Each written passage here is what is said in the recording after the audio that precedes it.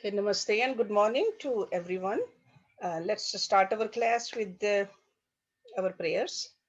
Om Guru Brahma, Guru Vishnu, Guru Devo Maheshwaraha, Guru Sakshat Parbrahma, Tasmai Shri Guruve Namaha. Om Bhur Swaha Tat Savitra Varenyam Bhargo Devasya Dhimahi Dhiyo Yo Nah Prachodayat Asto Ma Satgamya तमसो मा ज्योतिर्गम्य मृत्युर्मा अमृतं गम्य ओम सहनावतु सहनौ भुनक्तु सह वीर्यं करवावहि तेजस्वी नावधीतमस्तु मा विद्विषावहि ओम शांति शांति शांति. So today is Thursday, and each Thursday these days we are studying Avadhuta Gita. And we all understand that Dattatreya, he is in that state of mind, Avadhuta. He is beyond the realm of this duality. That's why this language over here, when we read it, sometimes it does not sink in. We think, hey, how can we live like this? But still, we are the seekers, the students, the practitioners, sadhaks, whatever we want to call ourselves, disciples. We are trying to practice. We are trying to become better. But sometimes we wonder, are we improving or not? Because Dattatreya is talking about that highest state of consciousness. Sometimes we feel discouraged. We are not there yet. How long will it take? So that's why we need to know some of the milestones in our spiritual progress. That to check on our progress from time to time. And this progress, spiritual progress, is not measured by an improvement in our external circumstances. It's not that we'll start earning more or we'll become more popular or we'll have a power to bless somebody or curse somebody. That's not how you measure this. The sign of progress is that even though circumstances may be negative, can we remain positive? So that means externally things are negative.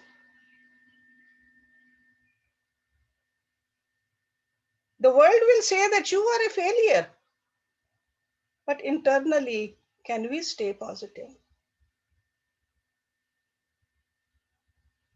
Another way you can check yourself, your progress, when there's a reason to become angry, but you are still calm, that is a progress.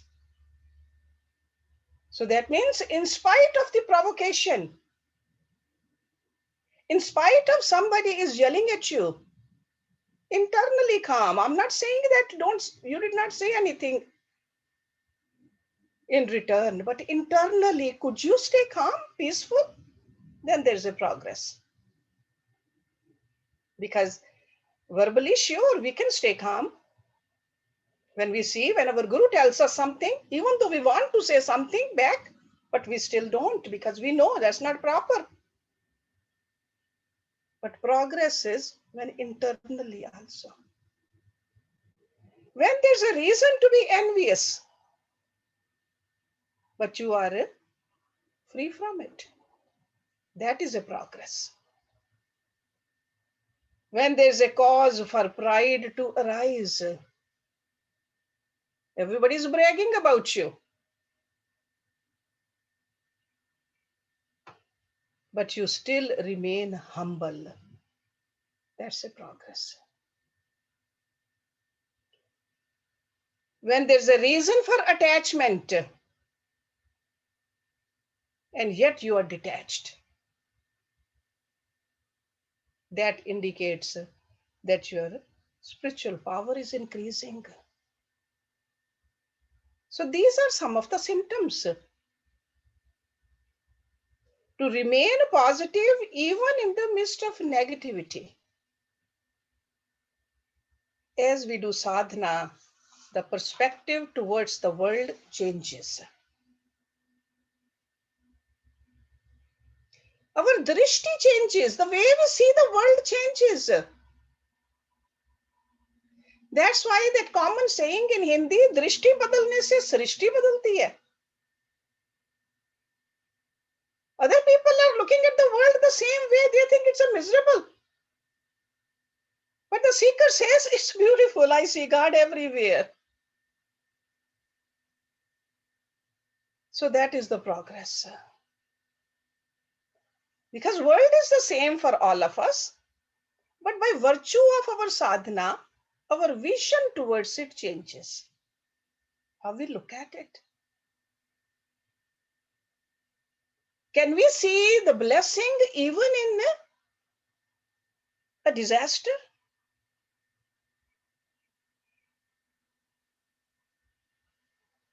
In adversity, you will look at opportunities for further purification. This is a time to do further sadhana instead of going into the deep down depression. That is the true sign of progress. Not that there should not be any negativity around me. Nothing wrong should happen with me. Nobody should die in my family. Nobody should get sick because I am progressing. No, that's not how we measure it. Measurement of spiritual progress is that in spite of the negative circumstances, you still stay positive. You see God even in the mud. You see God even in the thorn. You see God in the thunderstorm. Everywhere God and God. So if you wish to know how far you have progressed, remember, despite a reason for pride, when you are free from it, despite a reason for attachment, you are still free from it. Because otherwise people say, no, it's good to get attached to the grandkids especially. No, no attachment to anybody. That is the sign of real progress. We just don't want a superficial progress. If you're working towards the real progress, then sure we can understand what Avadhuta is saying, Dattatreya is saying. He's not asking us to run away from our duties. Because while doing our duties, we get the opportunity to measure our progress. When we are living with somebody, in the society, in the family, among the people, only then we can measure it. We can measure what is inside me. Or whenever there is a choice comes between the Laukic and the Vedic, do I just run after the Laukic? Even though I need to do my spiritual practice? If automatically you choose the Vedic, there's a progress. If automatically we just choose that path, the Laukic, that means make your practice more intense.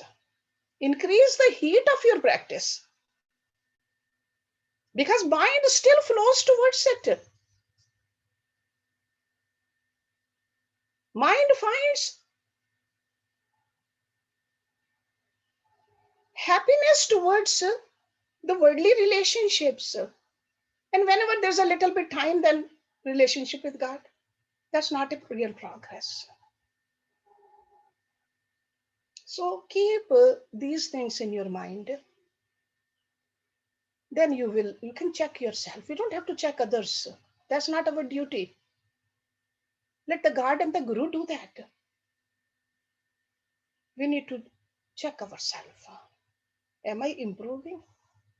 So these are some of the milestones, because from time to time people do ask me, how do we really know? This is how do we know? So we are not the Tattrejis yet, but we are on the path to become the Tattreji. Okay. So let's look at verse number 41 today. We did chapter 3, verse 40 last time, where the Tattreji is saying, indeed, there is not an iota of attachment or detachment in your real nature. So you don't have to run away from somewhere, and you don't have to run towards somebody, because you are just established in yourself. Truly, you have not the slightest form of desire. Iota. He says, Vanu matra api. That means not even a little anu of it. Okay, va anu api. Truly, you have not the slightest form of desire. I am existence, knowledge, bliss, and boundless as space. So we got to see that. Where is our attachment? Let's look at number 41. It gets a little confusing when a new student reads this, because we are told that we need to meditate, we need to go into samadhi. But remember, he is talking from a different level. Dhyata natehi hriday nachate samadhi dhyanam natehi hriday na behi pradeshaha dhyayam iti hriday nahi vastu kalaha Gyan amritam samrasam gagan upma aham. Dhyata, meditator. Na means not, te means you, he means therefore. Hriday, heart. Again, na cha te, na means not, cha means and, te means you. Samadhi. Samadhi is where we feel the bliss or the super absorption. Samadhi. Dhyanam, meditation. Na te hi hriday. Not you, he is therefore hriday, heart. Na behi, no outside, like no external. Pradesha, region or place. Dhyayam, object of meditation. So dhyata, dhyan, and dhyaya. Sometimes these terms get little confusing. So dhyan is the meditation. Dhyata is a person who's doing the meditation, meditator. And dhya is the object of meditation. Na means not, cha means and, iti means thus, hirde, heart, na he, not therefore, vastu, thing, kalaha, time, gyan, knowledge, amritam, immortality. Some means one, rasam, essence, gagan, sky, upma, like, aham, I am. Truly, there's no one who meditates within your heart. Therefore, you have no samadhi. There is no meditation within your heart because there's no space without. So there's no space. It's just one. Indeed, there's no object of meditation within your heart. For object to be there, there has to be a separation. And over here, there's no separation. It's a total merger. Water in a balloon or air in a balloon, there's a separation between that layer of the balloon and the atmosphere. When the balloon has been popped, no separation. So oneness. So indeed, there's no object of meditation within your heart as there's no object or even time. I am existence, knowledge, bliss, and boundless as space. Okay, so we haven't experienced this yet, but this is what we need to experience. And you can see that how peaceful and how blissful this state will be. But we have to do our own practice though. Okay, from here we cannot say that no, he is telling us not to meditate, not to go into samadhi. No, those are again the stages. That's why when we study Yoga Darshan also, you see several layers of samadhis. Savikalap, Nirvikalap, Savichar, Nirvichar. Those are samadhis, but ultimately what happens after? See, these are lower samadhis are sabid samadhis, then there comes a nirbid samadhi, and from nirbid samadhi there comes a dharam-beg samadhi. So he's talking about the dharam-beg samadhi. Then there's no dhyata, there's no dhya, there's no dhyan. Only one. Samrasam. This is where we need to go. Yat sarabhutam akhilam kathitam maya te na tvam na me na mahata na guru na shishyah swachand roop sahajam param arth tattvam jnanamritam samrasam gagan upama aham. Yat means that, like a which, sarabhutam, essential, akhilam, complete, like all, akhil. Kathitam has been told. Maya te. Maya means I have, like me. Te means you. Na tvam, not you. Na me, not mine. Na mahata, not for a great one. Mahat means a great. Na guru, no guru. Na shishya, no disciple. Swachand, independent. Roop means form. Sahajam. Sahajam means true to one's own nature. Param means ultimate. Arth means truth or supreme reality. Tattvam, your essence. Gyan, knowledge. Amritam, immortality. Sam means one. Rasam, essence. Gagan, sky. Upama, like. Aham, I am. I have told you the essence of the supreme reality. There is neither you nor I, nor superior, nor teacher, nor disciple. The ultimate reality is simple and sahajam, spontaneous. I am existence, knowledge, bliss, and boundless as space. So he's talking about the essence of this all. Initially, sure, distinctions are there, but ultimately, when we experience the essence, there's no distinction. Okay? Katham ihi parmatham tattvam anand rupam. Katham hi parmatham na evam anand rupam. Katham ihi parmatham jnana vigyan rupam. Yadi param aham ekam vartate vyom rupam. So now the last line has changed. So that repetition was only up to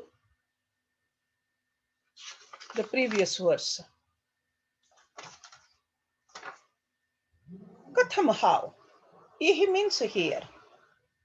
Paramatham. See, like a param artham. This is what it means, paramatham.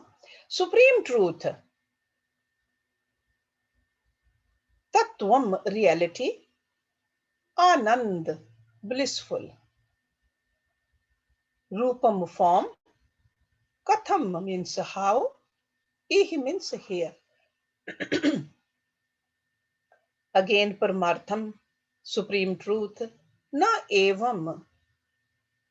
Na means not, evam means thus. Anand, bliss. Rupam, form. Katham, how. Ihi, here. Again, paramartham, supreme truth. Gyan is knowledge. Vigyan, worldly knowledge.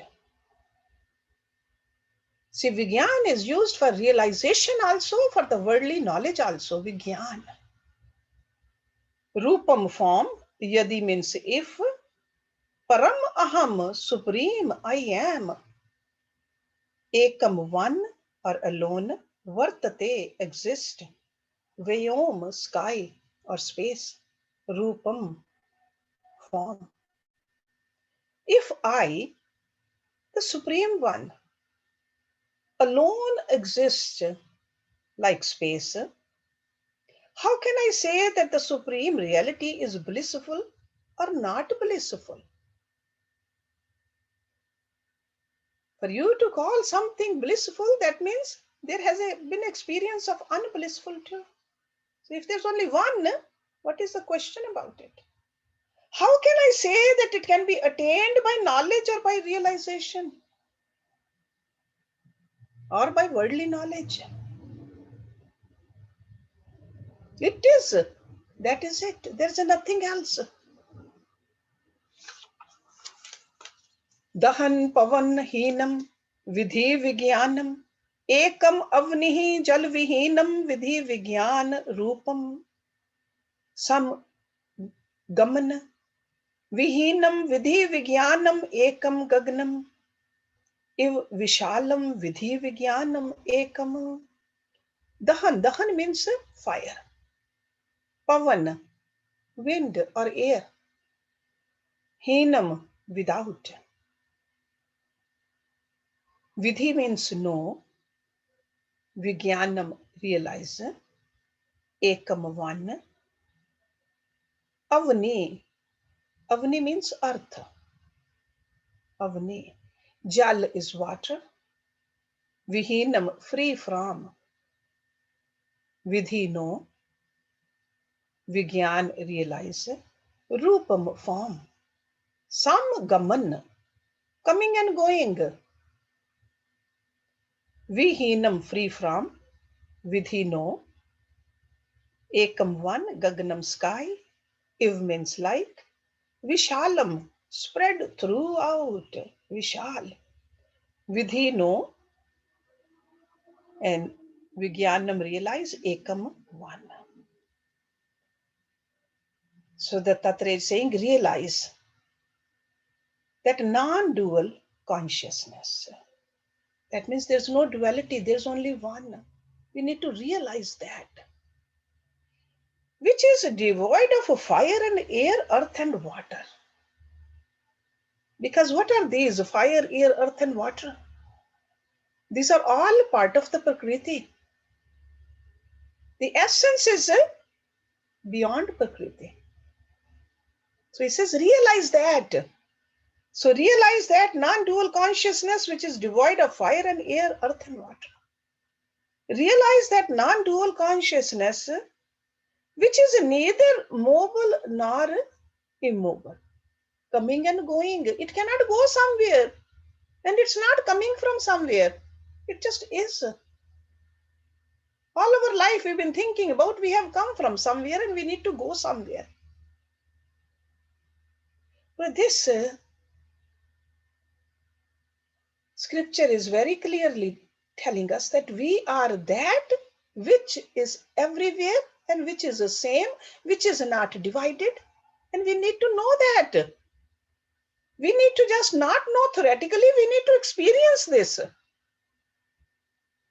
Realize that non-dual consciousness, which is vast as a space, Vishalam Vidhi, Vijnanam Ekam. That's why we are told that he expand your consciousness. Don't become narrow-minded. But all our life we have becoming narrower and narrower. We have created so many walls around us. My people, my family, my neighborhood, my country. My. Me and mine does not let us grow. It does not let us experience this, what this great yogi is talking about. We need to break down those walls. Na shunya rupam, na vishunya rupam, na shuddha rupam, na vishuddha rupam, rupam virupam, na bhavami kinchit, savarupa rupam, paramartha tattvam.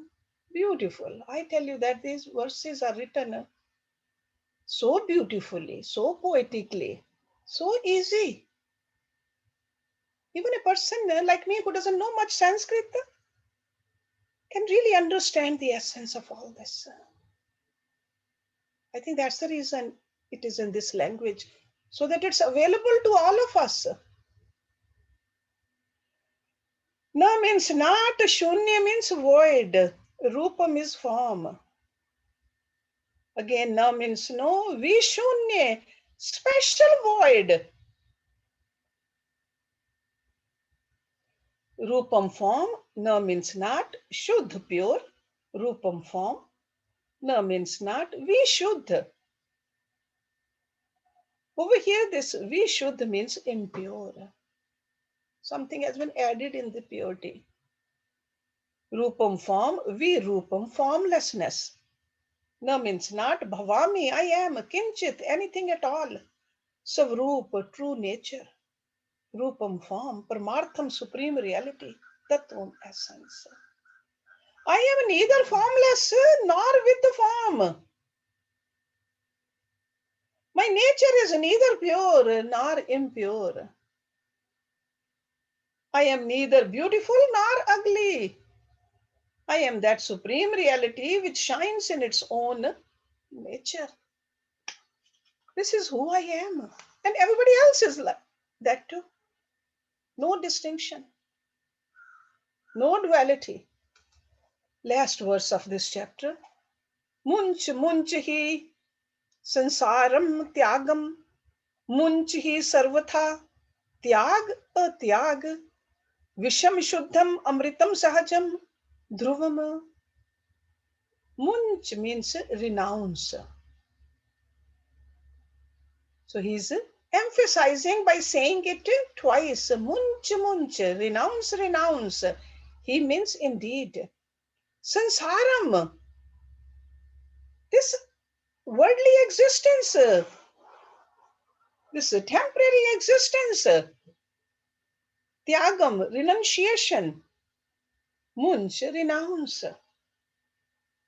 He means indeed sarvatha, in every way. Tyag, atyag, renunciation and non-renunciation. Visham, poison, wish. These wishes are wish. Shuddham, purity. Amritam, immortal. Sahajam, innate nature. Dhruvam, eternal, constant, immutable. He's saying renounce, renounce the mundane existence. This sansar is the mundane existence. You don't have to, he's not asking us to run away, but renounce it mentally. Don't get attached to it. Renounce the mundane existence and then renounce completely even that renunciation. So beautiful, I tell you that. Give up as poison the egoistic idea of shunning or accepting the world.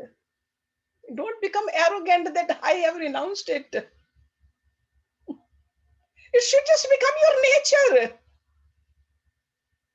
Just like a poison, if we say that I don't want that poison, do you arrogantly say, oh, I gave up that poison? You just give up the poison. I don't want to drink that. I don't even touch it. Once we know it's harmful to us, we just, and no arrogance about it. So that's why he's saying, renounce the mundane existence and then renounce completely even the renunciation. Give up as poison the egoistic idea of shunning or accepting the world.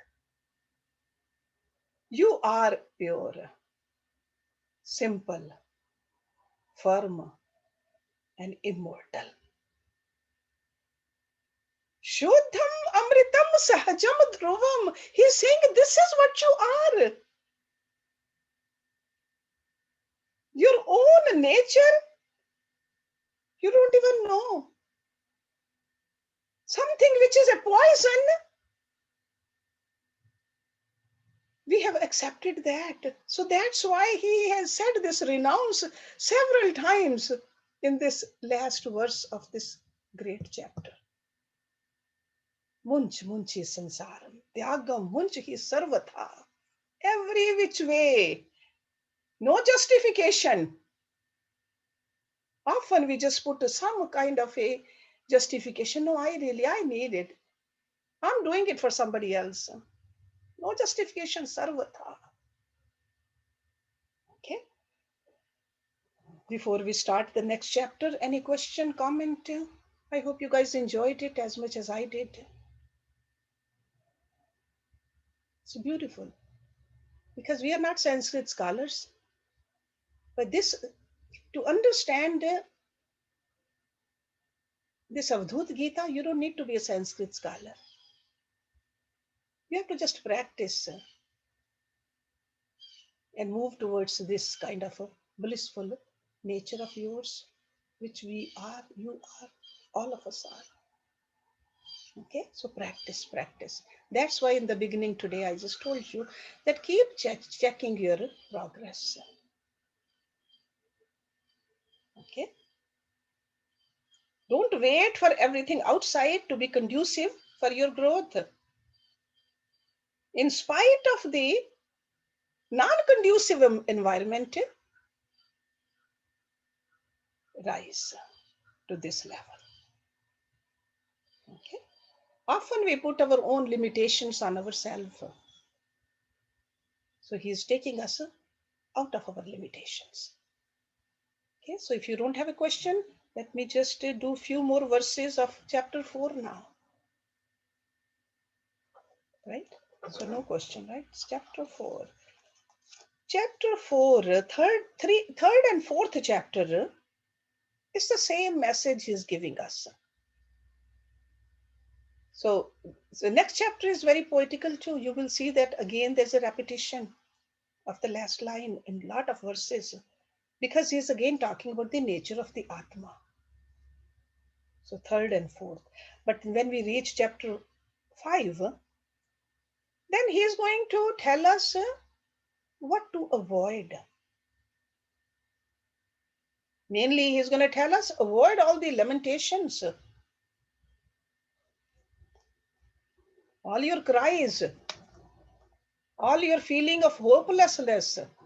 Let that go. Don't be a baby. Just like to a child, we say when it's growing up, why are you acting like a baby? Grow up. So he's going to tell us to grow up. Okay. So let's do chapter 4 before we reach chapter 5. So na vahanam, na eva visarjanam, va pushpane patrane katham bhavanti, dhyanane mantrane katham bhavanti, sam asamam cha eva shiv archanam cha. Na means not avahanam. Avahan is invocation, initiation. Avahan. Na means not, ev means this, visarjanam, abandoning, casting off. Va means or, pushpani, flowers, patrani, leaves. Katham is how, bhavanti, can there be. Dhyanani, meditations, mantrani, mantras. Katham, how, bhavanti, can there be. Sam asamam, sameness and difference. See, some and asam. Opposite of some is asam. So sameness and difference. Cha means and, ev means this. Shiv Archanam, worship of Lord Shiva. Cha means and.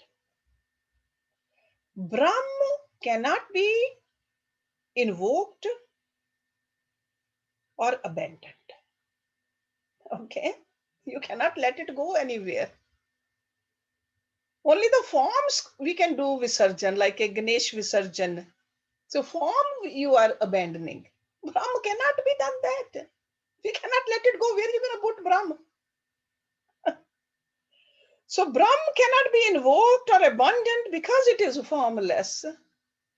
Therefore, what is the use of offering flowers and leaves or practicing meditation and repeating the mantras? How can one worship that supreme beatitude in which both unity and diversity are merged? That's why on the path of yoga, these rituals, they just keep becoming simpler and simpler and simpler.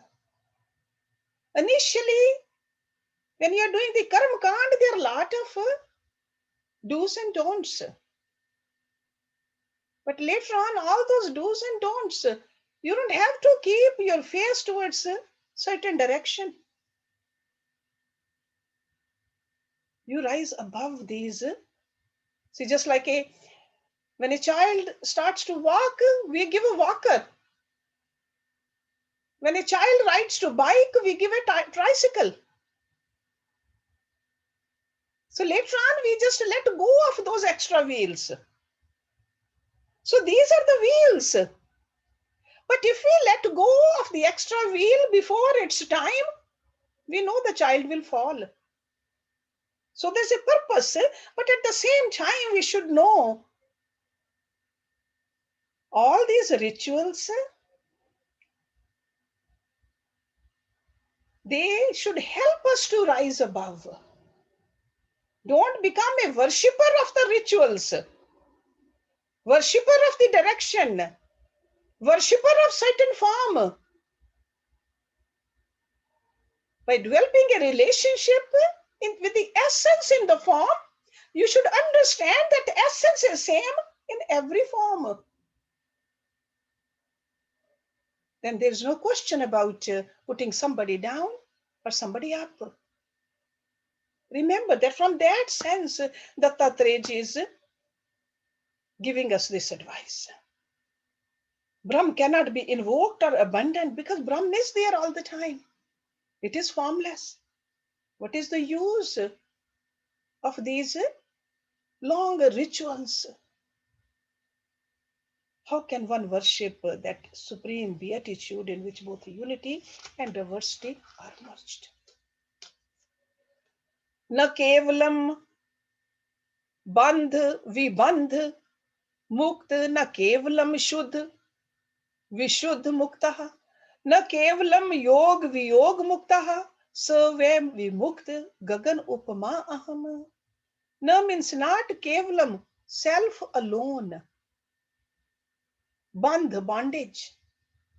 We bandh free from bondage. We bandh. In other words, liberation. Mukta, liberation. Na means not kevalam only, like absolutely. Shuddh, purified. Vishuddh, special purity. Muktaha, freed. Na means not kevalam, self alone. Yoga, union. Viyog, separation. Muktaha, liberation.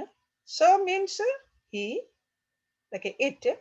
Ve means indeed. Vimukta, free. Gagan, sky. Upama, like. Aham, I am. Brahm is not only free from bondage and liberation, purity and impurity, union and separation, but truly it is ever free. Okay? By using all these terms, he is taking our mind towards Brahma, non-doer. And I am that Brahma, infinite as space. I am that, and I have forgotten. So he's reminding us, he's making us remember. So that means we got to see that are we still attached to this worldly existence? Then we cannot experience who we are. Do we still get envious? Do we still get attached? Do we get angry? Then we are not close to it at all. We are far away from it. Do we get greedy? Constantly we got to remember those 6 enemies of ours if we want to see our progress. That is the bottom line. Kam, Krodh, Lobh, Moh, Ahankar, Matsarya. 6 of them. Those 6 enemies are so strong. Those enemies, they have been traveling with us from life after life after life. And those enemies have gotten stronger. जैसे हिंदी में कहते हैं हावी हो गया हमारे ऊपर, and we have forgotten ourselves. So if you want to see our progress, check it out. I'm going to do one more verse and stop it, and then we'll continue this beautiful chapter next week. Sanjayate sarvam hi tathyam, sanjayate sarvam idam vi tathyam, एवं विकल्पः ममनः एव जातः स्वरूप निर्वाणम अनामया अहम. Sanjayate, manifested. Sarvam means all. Idam means this. He means indeed. Tathyam, truth, reality. Next line, Sanjayate manifests. Sarvam all. Idam this. Vi tathyam, unreality. Evam das. Vikalpaha, doubt, false notion. Mam my, no not. Ev indeed. Jataha is born. Swaroop, true nature. My form. Swaroop. Nirvanam, extinguished, free. Anamya, free from disease. We saw this word in our mantra recitation yesterday also. Niramya, you remember that? So anamya means free from disease. Aham means I am. Whether the manifested world is real or unreal, this kind of doubt does not arise in my mind at all. See, doubt is there when you have not seen something. When you have experienced something, there's no doubt. I don't have a doubt that I have a nose. I know I have a nose. So the same thing, Dattatreya is saying, whether the manifested world is real or unreal, this kind of a doubt does not arise in my mind at all. I am by nature blissful and free. So in this chapter, Dattatreya is in the next 22 times asserting this last line. So this is asserting the real nature of the self.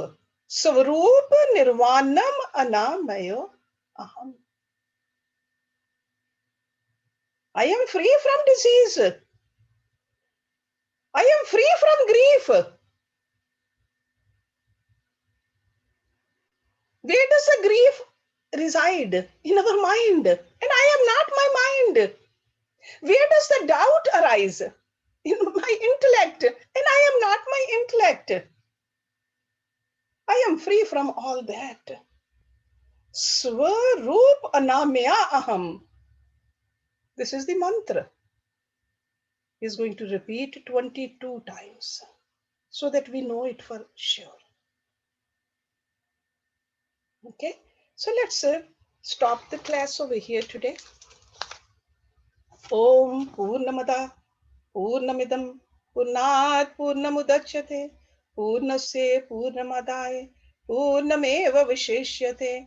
Om Shanti Shanti Shanti Om. If you don't have a question, then we can go into the meditation. And